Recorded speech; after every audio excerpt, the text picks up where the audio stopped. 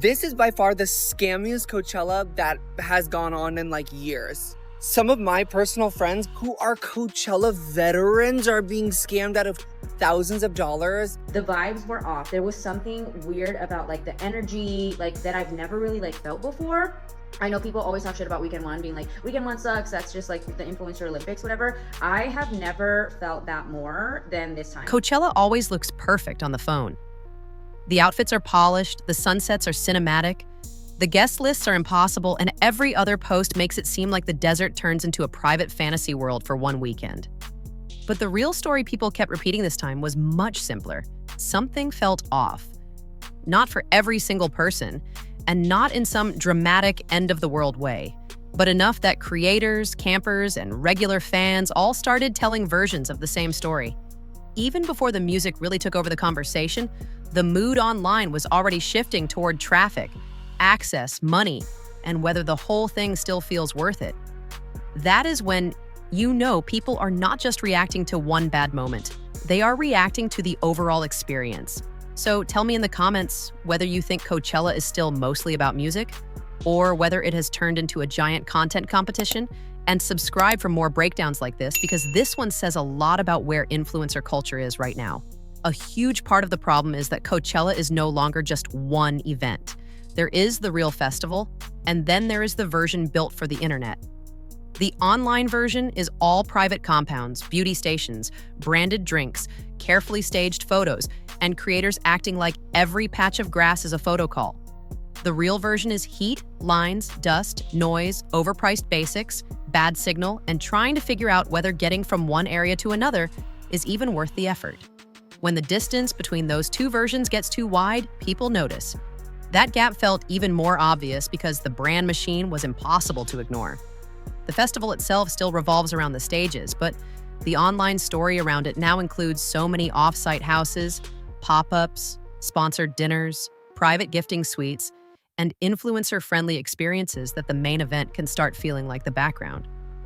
When viewers at home see a dozen creators posting from branded compounds instead of from actual sets, they stop reading it as music culture and start reading it as marketing. Coachella was by far the craziest Coachella I've ever been to. Like the most chaotic, crowded, expensive Coachella there ever was. And once the marketing side gets louder than the music, every little failure starts feeling symbolic. That is why stories about allegedly canceled brand trips hit so hard. Some creators said they planned outfits, content, travel, hair appointments, and the whole polished desert fantasy, only for the deal to fall apart right before takeoff. Even when the details are different from person to person, the bigger message lands the same way. The influencer side of Coachella starts looking unstable, transactional, and way less glamorous than the feed makes it seem. The scammy, they are out here in the desert. They are like sidewinder snakes hiding in the sand waiting for you. Now again, do I think it's the smartest thing in the world to Venmo or Zelle someone thousands of dollars before you have the thing in your hands? No! But again, people who were once reliable are no longer reliable, and the shit I have heard, it's nuts. Then the scam conversation started picking up, and that changes the tone fast. Once people are talking about missing wristbands, resale problems, or passes being flagged after they already paid, the event stops feeling aspirational and starts feeling risky. There is a big difference between a festival being expensive and a festival feeling like a gamble. That is why scam stories travel so fast. People can brush off bad fashion. They cannot brush off the idea of losing real money just to stand outside the gates. The money angle matters more than a lot of people admit.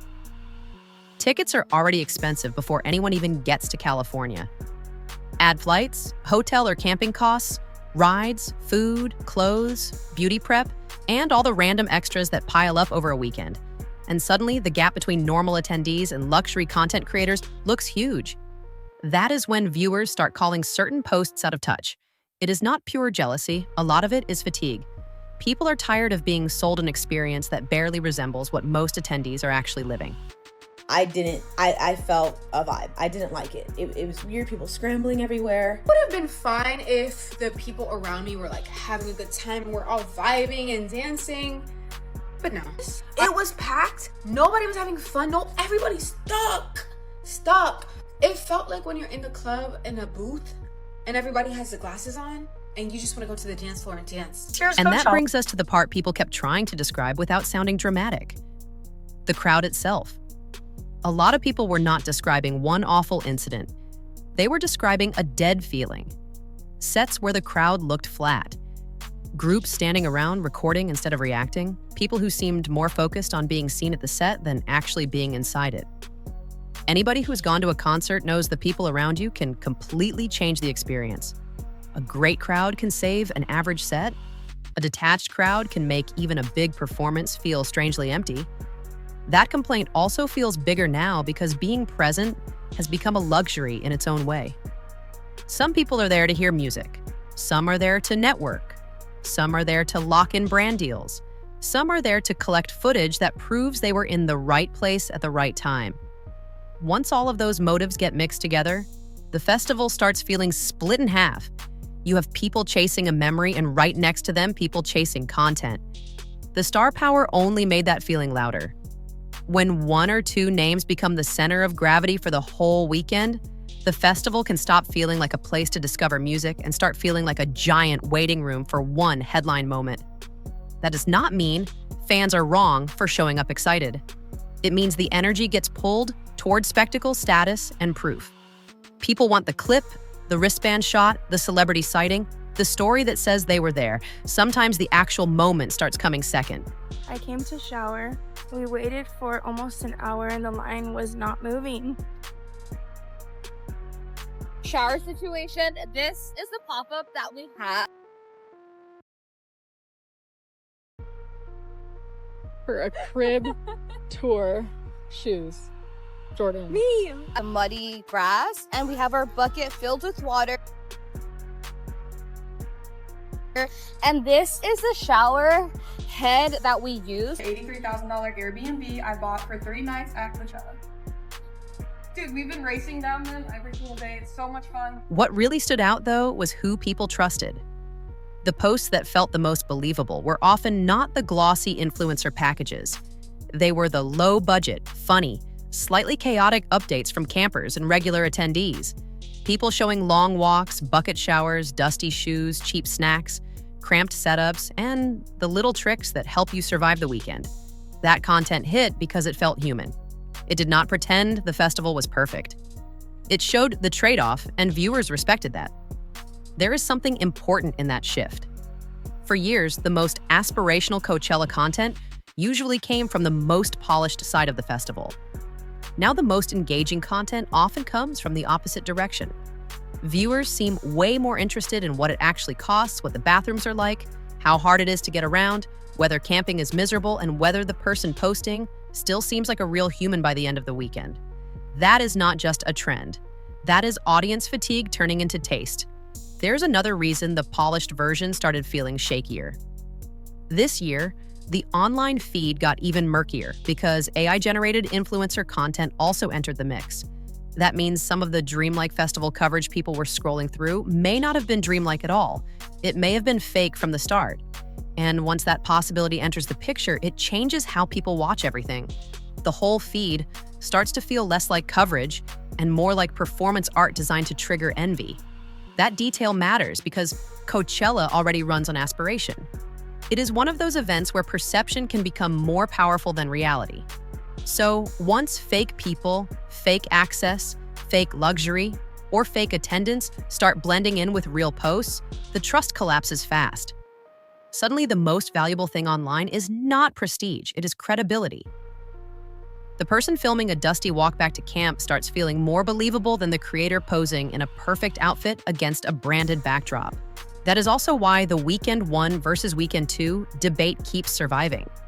Weekend 1 usually carries the bigger splash, the louder brand machine, the more obvious pressure to post, and the first wave of reactions. Weekend 2 often gets framed as a little calmer and a little more music-focused. That is not a perfect rule, but it makes sense. Once the first weekend turns into a giant internet referendum, some people start wanting the version that feels less staged and less watched. None of that means Coachella is finished. It is still one of the biggest festivals in the world. People still go for the music, the atmosphere, the memories, and the chance to see artists they genuinely love. But the conversation around it exposed something bigger than one bad line or one annoying influencer. People are getting more sensitive to experiences that look amazing online and feel hollow in real life. And when even creators and fans inside the machine start saying the same thing, the audience listens. Maybe that is the real takeaway.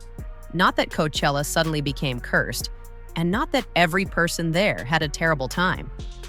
It is that the mask slipped a little. The brand fantasy looked less convincing. The fake flexing looked easier to spot.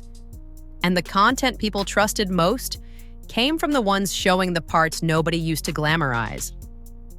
Drop your take below. Has Coachella become too staged? Or is this just what happens when a festival gets this big? And subscribe for more stories where the internet image and the real story are clearly not the same thing.